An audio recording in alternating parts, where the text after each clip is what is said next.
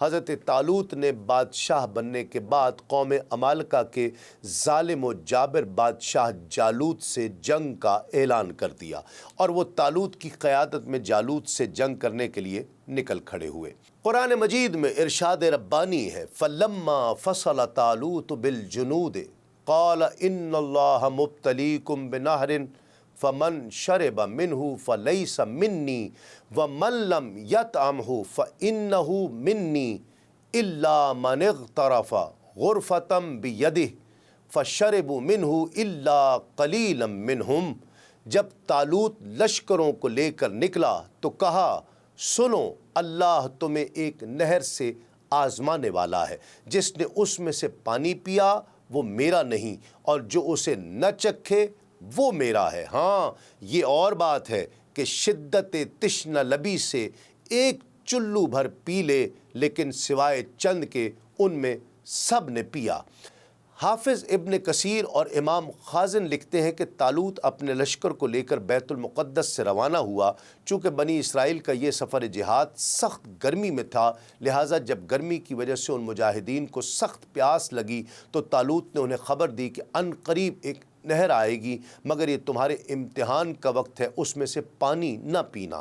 طالوت یہ سب کچھ حضرت شموئیل علیہ السلام کی وحی کی بنا پر کہہ رہے تھے، چنانچہ کہا کہ اس نہر سے پیٹ بھر کر پانی نہ پینا، کیونکہ جو اس نہر سے زیادہ پانی پیے گا وہ میری جماعت میں نہیں رہے گا، کیونکہ یہ ان کے لیے امتحان مقرر فرمایا گیا تھا کہ شدید پیاس کے وقت جو حکم کی تعمیل پر ثابت قدم رہے گا وہ آئندہ بھی ثابت قدم رہے گا اور سختیوں کا مقابلہ کر سکے گا، اور جو اس وقت اپنی خواہش سے مغلوب ہو کر نافرمانی کرے گا وہ آئندہ کی سختیوں کو کیسے برداشت کرے گا۔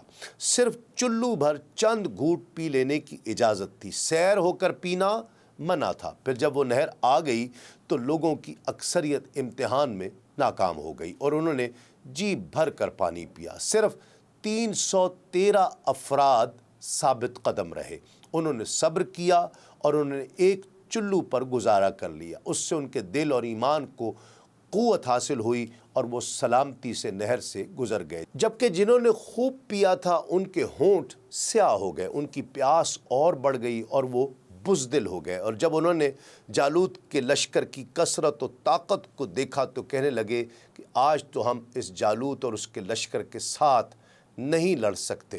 لیکن ان لوگوں کے برعکس لقائے ربانی اور رضائے الہی کے مشتاق بندوں نے عرض کی کہ ایسا تو کتنی مرتبہ ہوا کہ چھوٹا گروہ اپنے سے بڑے گروہ پر اللہ کے حکم سے غالب آ جاتا ہے، اللہ تو صبر کرنے والوں کے ساتھ ہے۔ مفسرین لکھتے ہیں کہ یہ نہر اردن اور فلسطین کے درمیان واقع ہے اور پانی نہ پینے والوں کی تعداد 313 تھی، جو اصحاب بدر کی بھی تعداد ہے۔ جب یہ لشکر نہر پار کر گیا تو طالوت اور اسرائیل کے لوگ جمع ہو کر ایلا کی وادی میں خیمہ زن ہوئے، جبکہ جالوت، جس کا توریت میں جاتی جولیت نام ہے، دونوں افواج آمنے سامنے پہاڑیوں پر تعینات تھی، درمیان میں وادی تھی۔ توریت کی ایک روایت کے مطابق جالوت پہلوان تھا، اس کا قد 6 ہاتھ اور 1 بالش تھا، اس کے سر پر پیتل کا خود اور پیتل ہی کی زرہ تھی جس کا وزن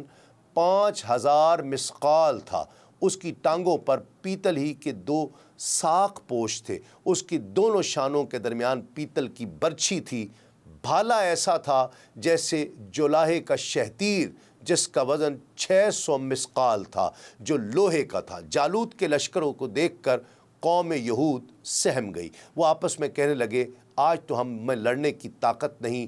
ان کی پستی دیکھ کر ان 313 خدا پرستوں نے کہا بعض اوقات چھوٹی جماعتیں بڑی جماعتوں پر غلبہ کی قدرت نہیں رکھتیں، اللہ پر یقین رکھنے والوں کے اس جذبہ جہاد نے ان میں ایک نئی روح پھونک دی۔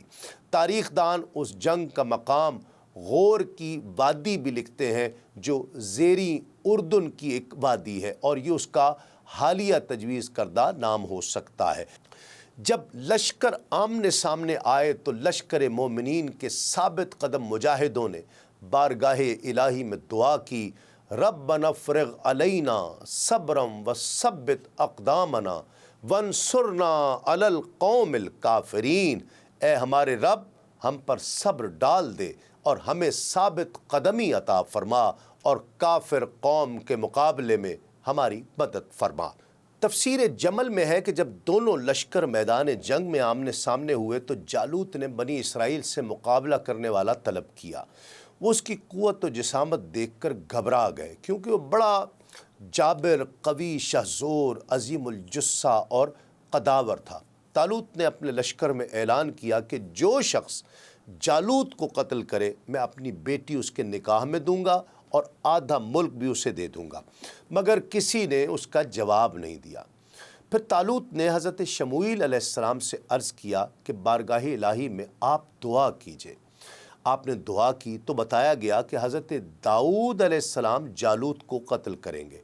حضرت داؤد علیہ السلام کے والد عیشا طالوت کے لشکر میں موجود تھے اور ان کے ساتھ ان کے تمام فرزند بھی تھے۔ حضرت داؤد علیہ السلام ان میں سب سے چھوٹے تھے اور بکریاں چرایا کرتے تھے۔ اس وقت بیمار تھے، رنگ زرد تھا۔ جب طالوت نے آپ سے عرض کیا کہ اگر آپ جالوت کو قتل کریں تو میں اپنی لڑکی آپ کے نکاح میں دے دوں گا اور آدھا ملک آپ کو پیش کر دوں گا، آپ نے اس پیشکش کو قبول فرمایا اور جالوت کی طرف روانہ ہو گئے۔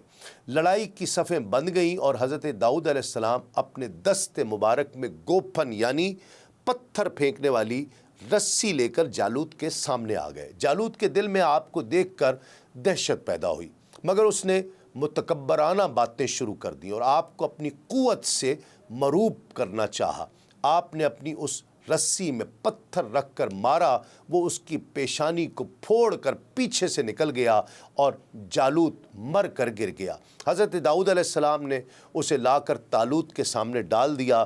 تمام بنی اسرائیل بڑے خوش ہوئے اور طالوت نے حضرت داؤد علیہ السلام کو حسب وعدہ نصف ملک دیا اور اپنی بیٹی کا آپ کے ساتھ نکاح کر دیا۔ ایک مدت کے بعد طالوت نے وفات پائی اور تمام ملک پر حضرت داؤد علیہ السلام کی سلطنت ہو گئی۔